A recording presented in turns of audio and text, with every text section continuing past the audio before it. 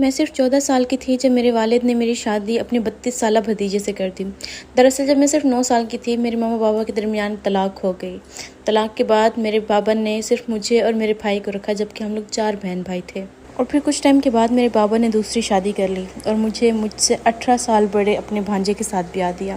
میرا شوہر نشہ کرتا تھا، رات رات بھر باہر رہتا تھا اور مجھے مارتا پیٹتا تھا۔ میری زندگی مکمل طور پر تباہ ہو چکی تھی، لیکن پھر اللہ پاک نے مجھے ایک بیٹی دی۔ میری بیٹی بیمار رہتی تھی، لیکن میرے شوہر کو اس بات سے بھی ذرا فرق نہ پڑتا۔ 4 سال جیسے کیسے کر کے میں نے گزارے۔ پھر ایک دن میں نے اپنی والدہ سے رابطہ کرنے کی کوشش کی۔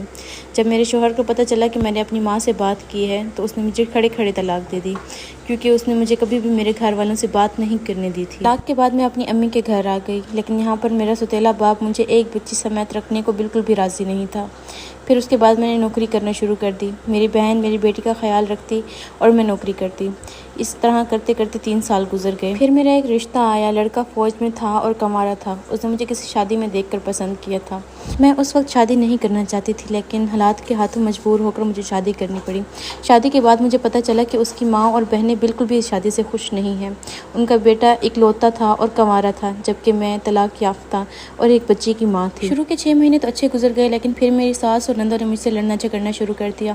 میرے شوہر کو بات بات پر فون کر کے اس کو باتیں سناتی اور میرے خلاف بھڑکاتی۔ اور پھر ایک دن انہوں نے میری کردار کشی کی۔ انہوں نے میرے شوہر کو کال کی، اس کو کہانیاں سنائیں اور میرے شوہر نے ہر بات پر یقین کر لیا۔ میرے پاس ہر بات کا ثبوت تھا، لیکن میرے شوہر نے صرف اپنی ماں اور بہنوں کی باتوں پر یقین کیا۔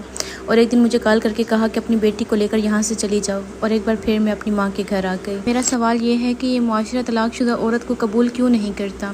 میری جوانی، میرا بچپن، میری خوشی، ہر چیز ختم ہو چکی ہے، اور میری بچی کے سر سے باپ کا سایہ بھی۔